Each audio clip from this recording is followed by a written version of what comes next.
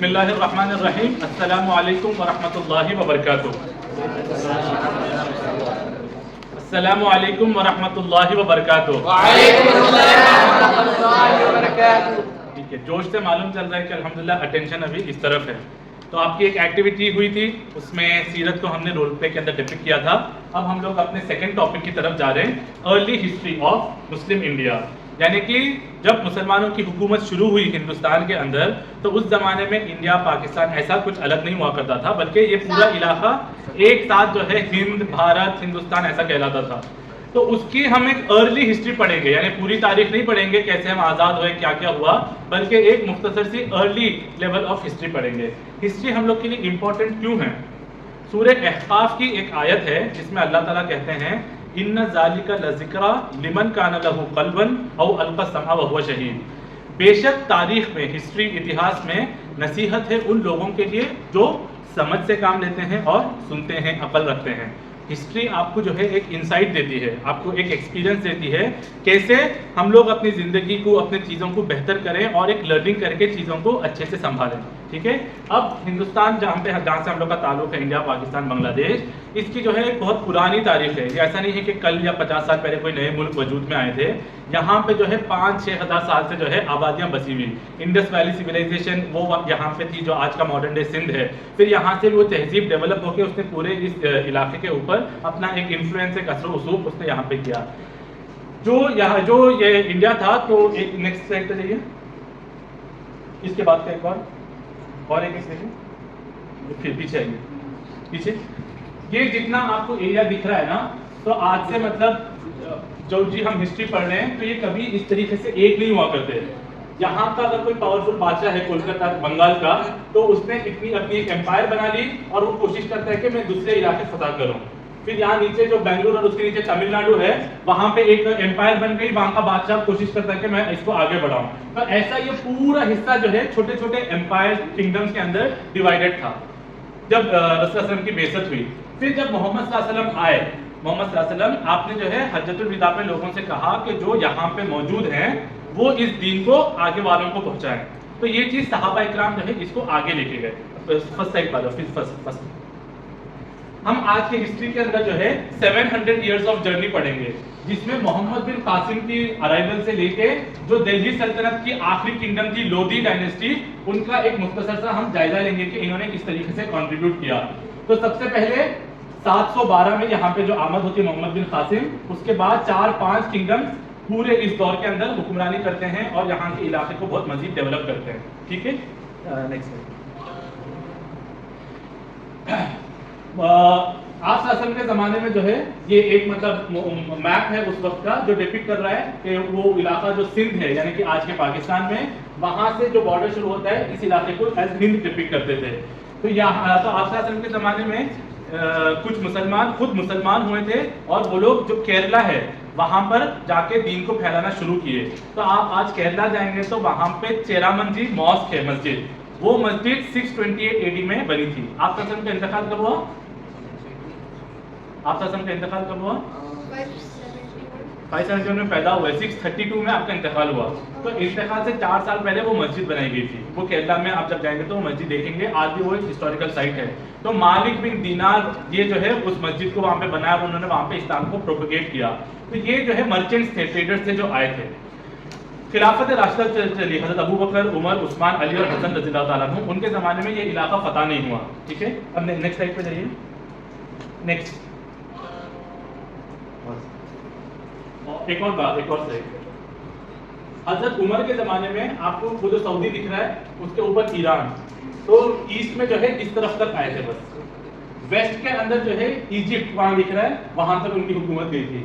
और वो नॉर्थ में ऊपर जो है, नॉर्थ में जो इराक है और वो तमाम इलाके, यहाँ तक उनकी एक्सपेंशन हुई थी। और हज़रत उमर ने अपने दौर में इजाज़त नहीं दी। ठीक है, लोगों ने पूछा कि हम हिंद के, क्योंकि ईरान तक आ गए थे, ईरान से आगे लग गया, अफगानिस्तान और ये सब चीज़ें का हम आगे बढ़े, उन्होंने इजाज़त नहीं दी थी। हज़रत उस्मान के ज़माने में ईरान से भी आगे बढ़ के अफगानिस्तान का इलाका ले लेते हैं वो लोग, ये अफगानिस्तान का। लेकिन उस पूरे दौर में सिंध के लिए जो है वो लोग कोई स्पेशल हिंदुस्तान की तरफ बढ़ने के लिए कोई स्पेशल इक़दाम नहीं लेते।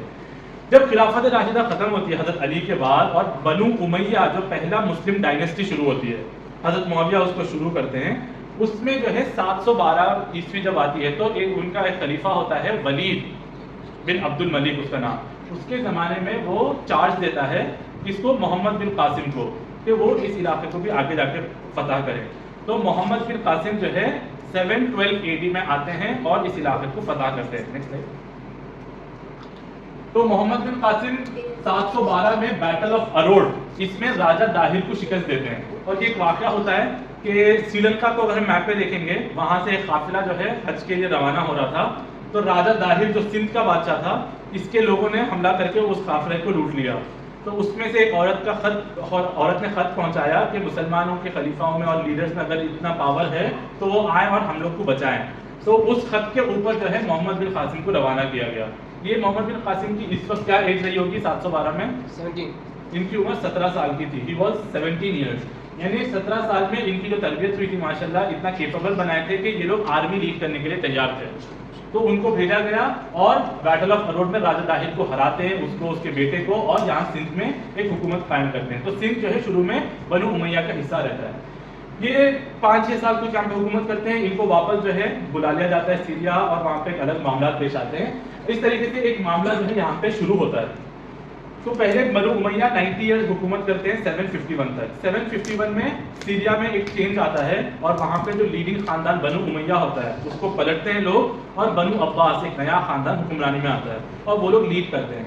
तो बनु अब्बास जब आते हैं तो उनका कैपिटल बगदाद वो लोग चूज करते हैं इराक के अंदर। तो इराक से जो है इतने बड़े इलाके को मैनेज करना, डायरेक्ट मैनेज करना बहुत मुश्किल हो रहा था। तो इसको जो है ना यहाँ पे रिलैक्सेशन मिली। उस रिलैक्सेशन का नतीजा ये था कि यहाँ पे जो है जो यहाँ पे हुकूमत कायम किए थे वो टूटने लगी और आपस में जो लोग वहाँ पे थे उन्होंने अपनी अपनी हुक्मरानी शुरू कर दी। तो ये ऑलमोस्ट 100-200 ईयर्स तक चलते गया। यानी कौन से साल में आ गए हम? 900 AD तक ऐसे ही चला। कुछ कुछ छोटी छोटी हुकूमत थी, अपने तरीके से वो लोग मैनेज कर रहे थे। और ये जो मोहम्मद बिन कासिम आए थे ये बहुत ही पीसफुल जो है रूल एस्टैब्लिश था। यहाँ पे जब वो हुकूमत किए और हुकूमत करके जाने लगे तो वहाँ के जो हिंदू थे मकामी वो लोग रोने लगे कि हमको इतने सालों बाद इतने अच्छे हुक्मरान मिले थे और वो लोग भी हमको इस वक्त छोड़ के जा रहे हैं। यानी यहाँ के जो बादशाह थे वो लोग खूब जुल्म करते थे। यहाँ पे 4 किस्म के जो है लोग रहते थे। एक ब्राह्मण, उनके बारे में माना जाता था कि ये लोग जो है भगवान के मुंह से पैदा हुए, दिमाग से। तो ये लोग इलीट लोग हैं, ये लोग पढ़ेंगे लिखेंगे और ये लोग जो है ना इल्म फैलाएंगे, इनके पास पावर है। फिर आते थे क्षत्रिय, वो भगवान के खुदा की छाती से पैदा हुए। ये थे आर्मी वाले, बादशाह, डिफेंस, और ये लोग पावर से कंट्रोल करते थे। फिर आते थे वैश्य। वैश्य भगवान के थाइस, रान जिसको बोलते हैं, इससे पैदा हुए। ये लोग ट्रेड करते थे, कारोबार, ठीक है, बिजनेस, मर्चेंट्स, ये तमाम चीज थे। फिर एक आखिर में आते थे शूदर। ये शूदर मतलब ये लोग भगवान की ठोकर से पैदा हुए। भगवान जो है गुस्सा आया, उन्होंने ठोकर मारी तो एक नस्ल पैदा हुई शूदर। अब इनसे जो है गटर साफ कराओ, ह्यूमन वेस्ट साफ कराओ, जो भी लेबर का काम लेना है ना इनसे लो। तो अक्सरियत जो है शूदरों की थी और उनके ऊपर ये बड़ी हैवी क्लास थी ना, ये लोग बहुत जुल्म करते थे। तो मोहम्मद बिन कासिम में इतना अदल वाला है ना कि इस्लाम की जो तालीमात है उसमें इतना अदल है कि उन्होंने इतनी अदल से इंसाफ कायम किया कि लोग अब जो है इस्लाम में दाखिल होना शुरू हुए। उसके बाद एक 200 साल तक का जो दौर रहा उसमें टूटते फूटते रही, एक खानदान दूसरा खानदान ऐसा। फिर उसके बाद जो है नेक्स्ट स्लाइड उसके बाद जो है 900 AD में जो है एक कैंपेन का आगाज होता है। अब हम मैप पे देखें ना, अफगानिस्तान कहाँ पे था, यानी कि ये अगर हिंदुस्तान है, हिंदुस्तान से लग के जो है वेस्ट पे पाकिस्तान है और पाकिस्तान के नॉर्थ वेस्ट में जो है अफगानिस्तान है। वो अफगानिस्तान के एक इलाके में एक आदमी की हुकूमत कायम होती है, उसका नाम होता है सुबुक्तगीन। और सुबुक्तगीन एक पावरफुल तुर्क कमांडर होता है। वो इस इलाके में, और ये सब लोग कौन? मुसलमान होते हैं, यानी कि इनके अंदर दीन, शरीयत, ये तमाम चीज़ें मौजूद होती हैं। तो वो अपनी हुकूमत को एक्सपैंड करते हैं और इंडिया के मतलब पूरा पाकिस्तान उस वक्त वो कवर कर लेते हैं। मशरक़ी पंजाब तक जो है उनकी हुकूमत आ जाती है। फिर इसके बाद जो है इनका इंतकाल होता है और इनके बेटे जो है महमूद गजनवी ये हुक्मरान बनते हैं। और ये गजनवी जो है अफगानिस्तान में एक इलाका है, वहाँ से ये नाम आता है, गजना एक इलाका है, वहाँ से गजनवी, उस खानदान का नाम गजनवी था। अब महमूद गजनवी जब बनते हैं तो ये जो है धड़ल्ले से अपनी कैंपेन शुरू करते हैं। मतलब अफगानिस्तान इनके कंट्रोल में है और पाकिस्तान, तो ये पाकिस्तान से लग के अब आगे के जो इलाके हैं दिल्ली, राजस्थान, गुजरात, वहाँ पे अपने कैंपेन शुरू करते हैं। 30 इयर्स में 17 बार ये हिंदुस्तान के ऊपर हमला करते हैं। और एक बार हमला करते हैं तो अगला हमला जो है उससे ज्यादा पावरफुल होता है। यहाँ तक के एक इनका हमला गुजरात के अंदर आ जाता है, गुजरात इंडिया के अंदर है, वहां तक इनका आता है और वहां पे एक सोमनाथ मंदिर हुआ करता था, उस मंदिर को जो है ये उस जंग के अंदर डिस्ट्रॉय कर देते हैं। अच्छा, ये मंदिर तोड़ना अच्छी बात है? बोलिए। मंदिर तोड़ना मतलब कोई भी इबादत गाह को तोड़ना अच्छी बात नहीं है। तो ये काम अगर मंदिर तोड़े तो अच्छा किए। तो उस वक्त ऐसा होता था कि ये मंदिर सिर्फ पूजा पाठ की जगह नहीं होती थी, यहाँ पे जो है खजाने भी छुपाया करते थे और यहाँ पे जो जंग की कार्रवाई होती थी उसकी प्लानिंग भी आके इसी मंदिर में करते थे वो लोग, पूजा पाठ के नाम पे नीचे बंकर्स बना के। तो ये इलाके से जो है ना बहुत सारी बगावतें शुरू हो रही थी, तो उसको कुचलने के लिए जो है उन्होंने ये इक़दाम लिया और इन्होंने उसको खत्म किया। तो यहाँ पे ये जो आते, तो ये आते जीतते जिस भी इलाके से, वहां का जो ट्रेजर होता उसको वापस लेके अफगानिस्तान चले जाते। तो इसलिए तारीख में एक अच्छा इंप्रेशन नहीं है, ऐसा लगता है कि बस पैसे के लिए आए, जंग किए, पैसा लिए, वापस चले गए, अपनी हुकूमत यहाँ पे कायम नहीं किए। तो थोड़ा एक डार्क स्पॉट उनके ऊपर है कि ये इस तरीके से। बाकी जो है अपनी रियाया के अंदर अदल करना और ये तमाम चीज, अल्लामा इकबाल का इनके ऊपर शेर है कि एक ही सफ में खड़े हो गए महमूद और अयाज, ना कोई बंदा रहा ना कोई बंदा नवाज। अयाज इनके गुलाम का नाम था, जब नमाज का वक्त आता तो महमूद जो इतना बड़ा बादशाह है और इसका गुलाम, ये दोनों एक सफ में खड़े हो गए। मालूम नहीं चलता कि बादशाह सलामत कौन है और गुलाम कौन है। तो इन मामलात में इंसाफ और ये तमाम चीजें ये लोग करते, बस जहाँ पे हुक्मरानी की बात आती तो वहां पे इनका थोड़ा अलग मिजाज हो जाता। फिर ये लोग जो है बहुत पढ़े लिखे होते, इन्होंने फिरदौसी और अल बिरूनी ये दो स्कॉलर्स को जो है स्कॉलरशिप दी और उनका जो है काम उसको प्रमोट किया। यानी उन्होंने, अल बिरूनी ने जो ज्योग्राफी के अंदर काम किया, फिरदौसी ने पोइट्री में जो काम किया, उन तमाम चीजों को आगे बढ़ाया। तो इल्म जो है इनके जमाने में आगे बढ़ना शुरू हुआ। इनकी हुकूमत जो है मतलब 976 से लेके इनके खानदान की हुकूमत 1171 तक या 1150 तक चलती है। इनका जब इंतकाल होता है तो इनके बाद इनके बेटे आते हैं, वो लोग कुछ तरीके से लीड करते हैं, लेकिन फिर एम्पायर जो है टूटना शुरू होती है इन लोगों की। और वो टूटती कैसी है? फिर वो अफगानिस्तान में एक जगह है गौर, वहां पे एक खानदान जो है पावर में आना शुरू होता है। ये कौन सा खानदान होता है? ये बुद्धिस्ट खानदान होता है। कौन सा? बुद्धिस्ट, जो लॉर्ड गौतम बुद्धा के मानने वाले होते हैं, ये पावर में आते हैं। और एक वक्त आ जाता है कि ये खानदान जो बुद्धिस्ट होता है ये मुसलमान बन जाता है।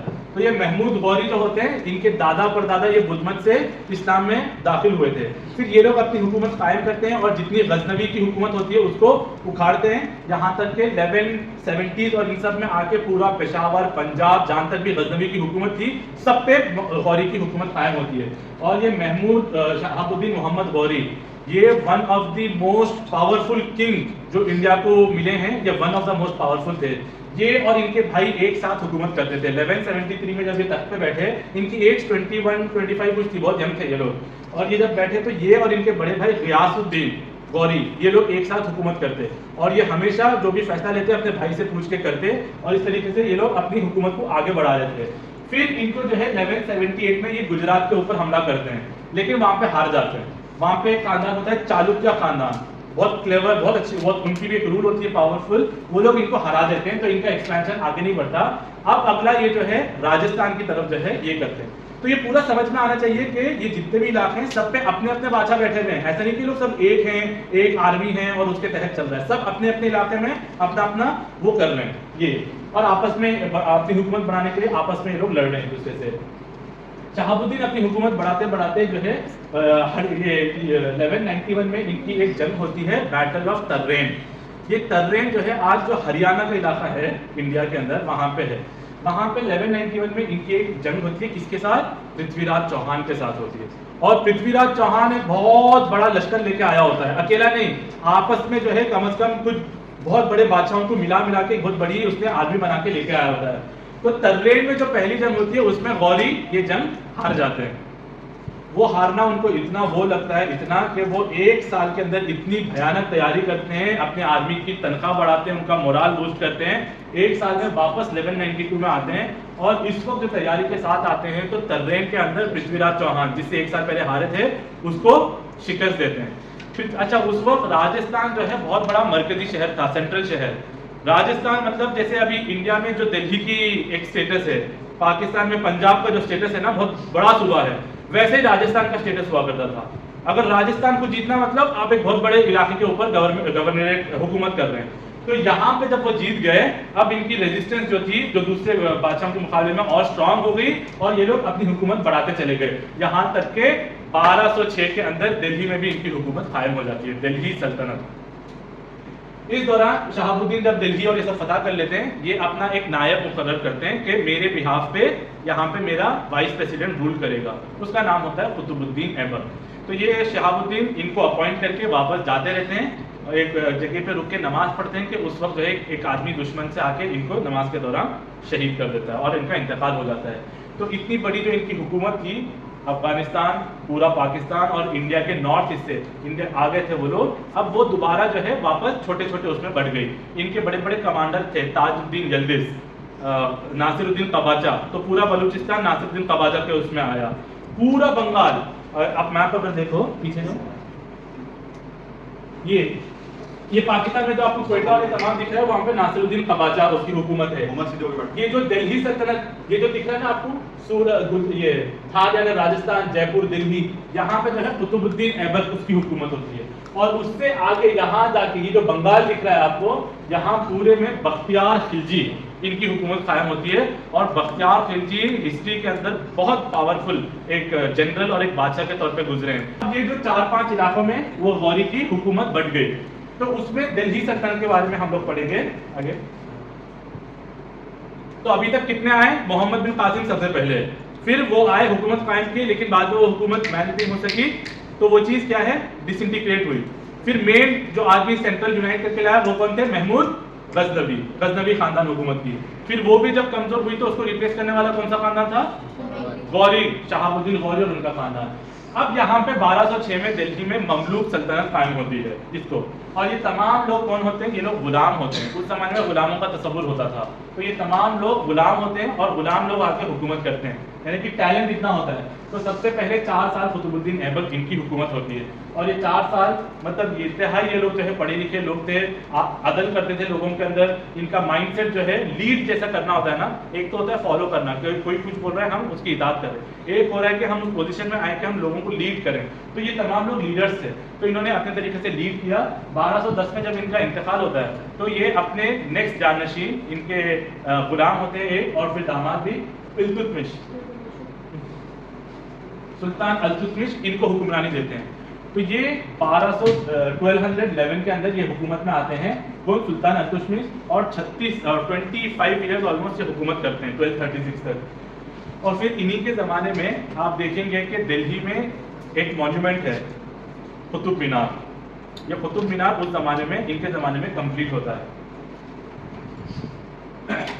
इनकी हुकूमत, अच्छे इनके कई सारे बेटे होते हैं सुल्तान अल्तुतमिश के, लेकिन इनके बेटे जो है ना वही पीने पिलाने में और वो महफिल सजाने में और शेर शायरी करने, इसी के अंदर लगे रहते हैं। तो किसी में इतनी सलाहियत नहीं थी कि वो हुकूमत को संभाले। तो अब अगला फिर कौन संभालेगा इनकी हुकूमत इंतकाल के बाद? तो ये अपॉइंट करते हैं रजिया सुल्ताना को, उनकी बेटी को अपॉइंट करते हैं। यानी इनके जितने लड़के थे सब रुस्मार खान, किसी में कोई दमखम नहीं, बस इनको वाईफाई दे दो, गेम्स दे दो, ये बैठे रहेंगे, आगे दुनिया क्या होती है परवाह नहीं। लेकिन बेटी की इतनी मजबूत तैयारी थी कि अब बेटी जो है दिल्ली में बादशाह, मतलब वो किरदार, आप सोचो कि ये कितनी पुरानी बात है, 800 साल पुरानी बात। अब 100 साल पहले औरतों को जो है वोटिंग की राइट दी दुनिया, आज से 50-70 साल पहले इनहेरिटेंस की राइट दी कि औरत को भी विरासत में हिस्सा मिलना चाहिए। 800 साल पहले जो है एक औरत दिल्ली के तख्त के ऊपर बैठी है। तो आप सोचो कि उनका जहन कितना प्रोग्रेसिव था, कैसा वो लोग सोचते थे। और ये रजिया सुल्ताना वाहिद खातून है, वापस बोल रहा हूँ, रजिया सुल्ताना वाहिद खातून है। द्रौपदी से लेके इंदिरा गांधी तक दिल्ली के तख्त पर अगर कोई एक औरत हुक्मरान के तौर पर बैठी तो वो सिर्फ रजिया सुल्ताना थी, और कोई नहीं। कोई औरत जो है पूरे तारीख में हिंदुस्तान के ऊपर ऐसा गवर्न नहीं की जैसा ये एक खातून की। तो ये हमारे लिए एक अचीवमेंट की बात है कि हमने सिखाया कि किस तरीके से औरतों के भी राइट्स होते हैं। तो रजिया सुल्ताना ये 4 साल हुकूमत करती है, 4 साल बाद इनका भी इंतकाल होता है। इनके बाद जो है फिर अपने एक बादशाह की सीरीज आना शुरू होती है, कोई कमजोर अच्छे बादशाह आते हैं, और फिर आखिर में 1266 में एक मजबूत बादशाह मिलता है, गियासुद्दीन बलबन। नाम में ही बहुत वजन है। गियासुद्दीन बलबन जब आते हैं तो ये आके बहुत बेहतरीन तरीके से अपनी एक हुक्मरानी कायम करते हैं और अपने इलाकों को एक्सपैंड करते हैं, कोर्ट बनाते हैं, मस्जिद बनाते हैं, मदारिस बनाते हैं। मदरसे का मतलब वहाँ पे सिर्फ कुरान हदीस ये सब नहीं सिखाया जाता, बल्कि वहाँ पे और भी दीगर जो साइंसेज हैं उनकी भी तालीम देते हैं। पोएट्री है, कैलीग्राफी है, आर्ट्स है, ये तमाम चीज़ों के ऊपर भी, फिक़ा है, इन सब के ऊपर भी ये देते हैं। ये गियासुद्दीन जब आते हैं ना, ये आने के बाद एक काउंसिल होती है, उस काउंसिल का नाम होता है चहलगामी। यानी कि 40 इलीट्स। आप लोग नवतंत्र का नाम सुने? नवतंत्र नहीं, कोई भी नहीं सुना? ये अकबर के कोर्ट में एक काउंसिल हुआ करती थी, उसमें 9 जेम्स होते थे। तो ये जो कुतुबुद्दीन ऐबक हुकूमत कायम किया यहाँ दिल्ली में, इन्होंने एक काउंसिल बनाई चहलगामी, यानी कि 40 लोग। ये 40 लोग बहुत पढ़े लिखे इलीट लोग होते थे। वो लोग जो है अगला कौन बादशाह होगा उसको चुनते थे।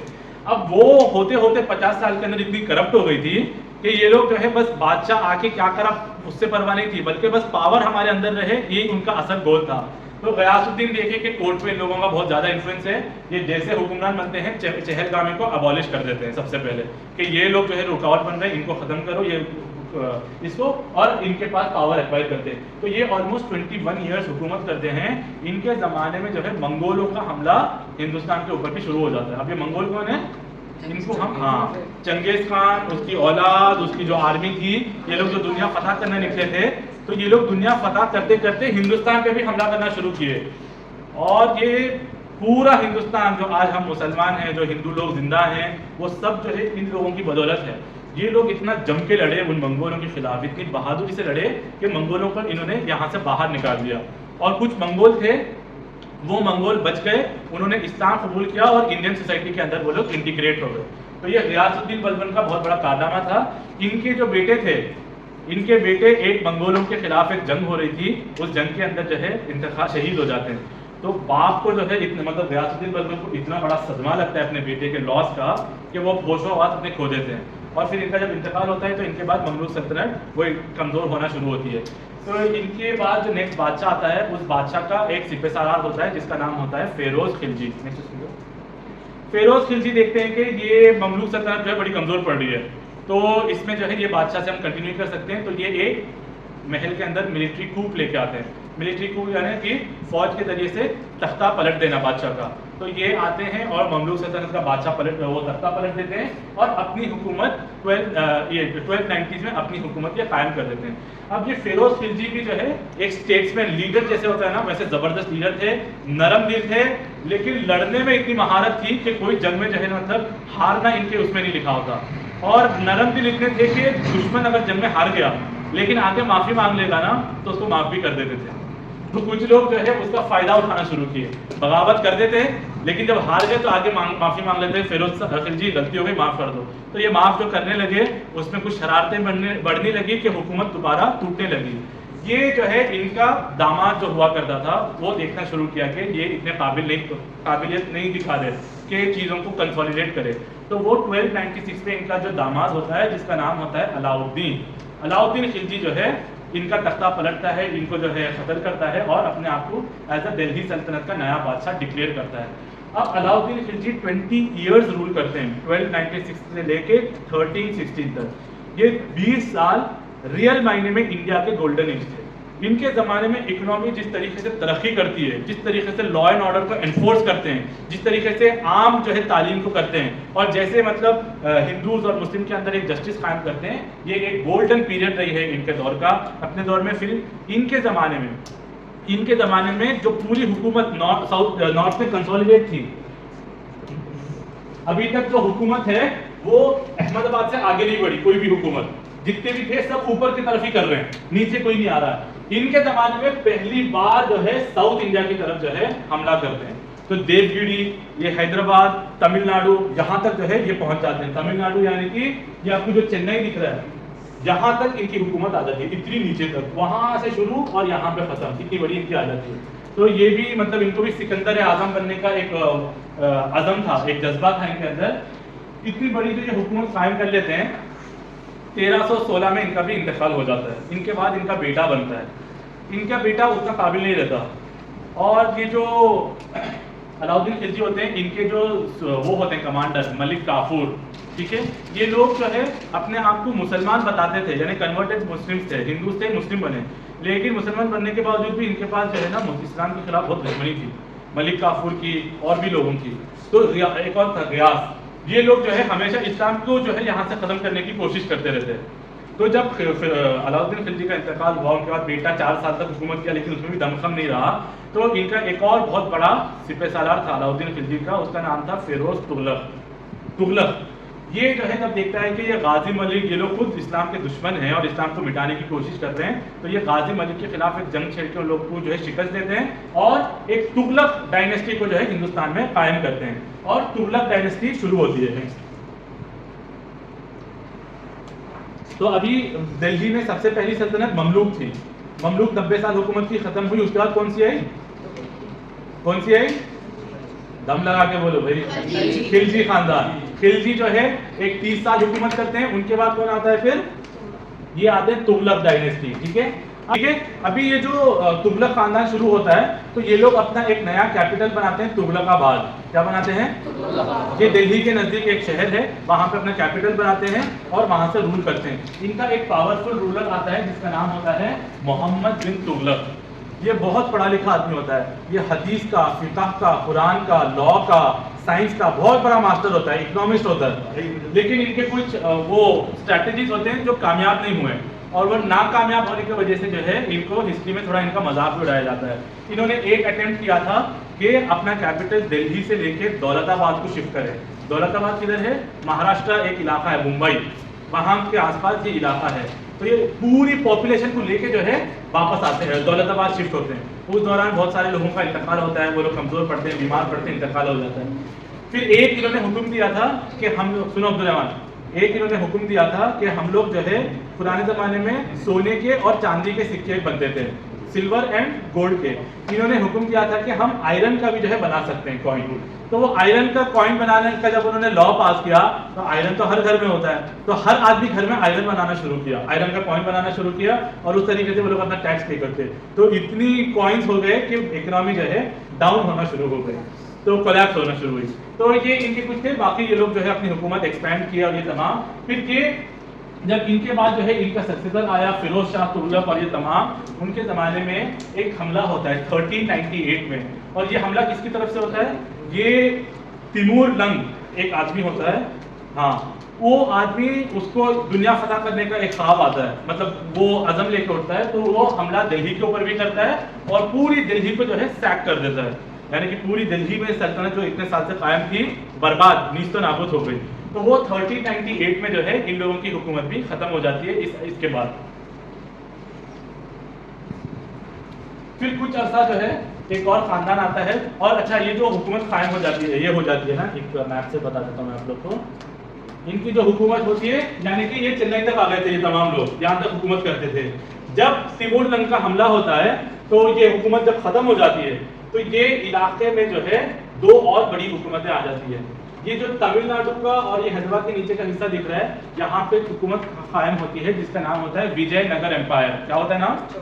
हाँ, हरिवंश राव और ये तमाम लोग जो है यहाँ पे हुकूमत कर लेते हैं। और एक इस इलाके में एक और हुकूमत आ जाती है आदिल शाही बहमनी सल्तनत, यानी कि एक मुस्लिम फैमिली आ जाता है और एक हिंदू फैमिली हुकूमत करती है। और बाकी नॉर्थ में जो है फिर वहाँ पे सैयद डायनेस्टी एक और आती है, ये लोग हुकूमत करते हैं कितने साल? बहुत कम साल हुकूमत करते हैं, यानी कि ऑलमोस्ट 30 ईयर्स ये लोग हुकूमत करते हैं। The Syed brother. अब सैयद का मतलब क्या होता है? सैयद किसको बोलते हैं? जो आपसा सलम के खानदान से होते हैं, वो उनको सैयद बोलते हैं। तो ये लोग जो आपसा सलम के उससे खानदान से थे, ये लोग 30 ईयर्स कुछ हुकूमत किए। कब? वो ऊपर के हिस्से में, छोटे मोटे दिल्ली, पंजाब, गुजरात, आसपास के इलाकों में। फिर इनको जो है 1451 में लोधी खानदान, एक और खानदान होता है, ये इनको हरा के लोधी डायनेस्टी कायम करता है। और ये लोधी डायनेस्टी फिर एक्सपैंड होना शुरू होती है 1451 से लेकर ये लोग 1525 तक जो है इंडिया के नॉर्दर्न हिस्से के ऊपर हुक्मरानी करते हैं, यानी अफगानिस्तान, पाकिस्तान और इंडिया, बंगाल के साथ ये लोग एक्सपैंड करते हैं। इनका जो ताकतवर बादशाह आता है, ये लोधियों में एक ताकतवर बादशाह था इब्राहिम लोधी।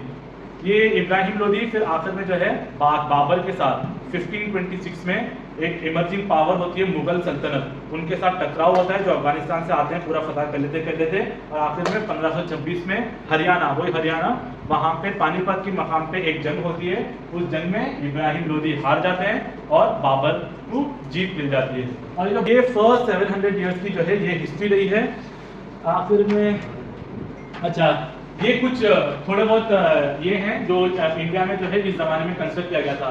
सबसे पहले कुतुब कॉम्प्लेक्स। जितने लोग दिल्ली जाएंगे आप लोग जरूर ये जगह विजिट करिए, मतलब आप लोग जाएंगे तो आपको मालूम चलेगा कि what this things really are. इतनी हम लोग तो जब गए थे इतनी इंस्पायरिंग है ये जो कुव्वतुल इस्लाम मस्जिद है, ये मतलब मुस्लिम रूल की सबसे पहली मस्जिद है जो दिल्ली सल्तनत वालों ने कायम की थी। अभी तो खंडर है, अभी कुछ नहीं है, वहाँ पे अंदर जाओगे कुछ पत्थर मिलेंगे, सारी मस्जिद टूट फूट गई है, बाकी नहीं है। लेकिन कुव्वतुल इस्लाम यानी कि कुव्वत ताकत को बोलते हैं, इस्लाम की ताकत है ये, यहाँ से इस्लाम फैलेगा, ये लोग का आइडिया था। वो मस्जिद कुतुब मीनार के अंदर, तो कुतुब मीनार क्या है? मस्जिद का मीनार है, मस्जिद अंदर है, ये मस्जिद का मीनार है। तो दो मीनार है, एक तो बहुत बड़ा मीनार वो कुतुबुद्दीन ऐबक जो पहले बादशाह थे वो बनाना शुरू किए, इंतकाल हो गया तो उनके बाद अल्तुतमिश कंप्लीट किए। एक साइड में दूसरा मीनार भी है, ये अलाउद्दीन खिलजी शुरू किए बनाना, बनाते बनाते जो है इनका भी इंतकाल 1316 में हुआ, तो वो चीज़ वहीं पे रुकी हुई है। आप जब दिल्ली वो जाके देखेंगे तो वो दिखेगा, उस चीज़ को सर्कल कर दिए वो लोग, वहाँ पे दिखेगा कि इतना ही एक मीनार है खड़ा हुआ, वो आगे के बादशाह लोग फिर कंस्ट्रक्शन नहीं किए कंप्लीट। और ये अलाउद्दीन जो है ये वाहिद बादशाह हैं अलाउद्दीन खिलजी, इनका इनका इनका खबर जो है ये कुतुब मीनार के अंदर है, वहाँ पे एक मदरसा हुआ करता था, उस मदरसे के अंदर ये दफन है। यानी these people were pro knowledge, ये लोग नॉलेज के साथ चिमटे हुए थे, इसीलिए जो है इतनी तरीके से तरक्की करते थे वो लोग। फिर एक और मस्जिद थी अढ़ाई दिन का झोपड़ा, क्या नाम बोलते हैं? अढ़ाई दिन का झोपड़ा, ये राजस्थान, कौन बोले आप? राजस्थान, अच्छा ये राजस्थान की मस्जिद है, ये राजस्थान में, और ये भी जो है दिल्ली सल्तनत के ज़माने के अंदर जो है कायम की गई थी, ये ममलूक सल्तनत। फिर ये खिलजी का अलही दरवाज़ा है जो अलाउद्दीन खिलजी और इनके ज़माने में बना था। और बाद में ये जो लोधी खानदान आया, इनके ज़माने में इन्होंने एक गार्डन बनाया था, लोधी गार्डन। आप दिल्ली जाएंगे तो दिल्ली में आपको वो लोधी गार्डन दिखेगा, बहुत बड़ा गार्डन है, बहुत।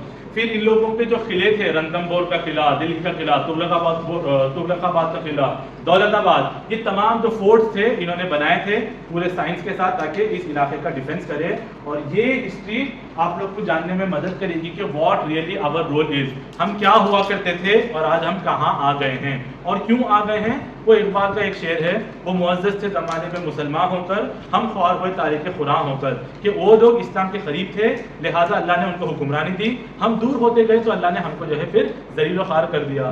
तो ये एक ब्रीफ से हिस्ट्री थी इसकी, कुतुब जो अर्ली हिस्ट्री थी इंडिया की।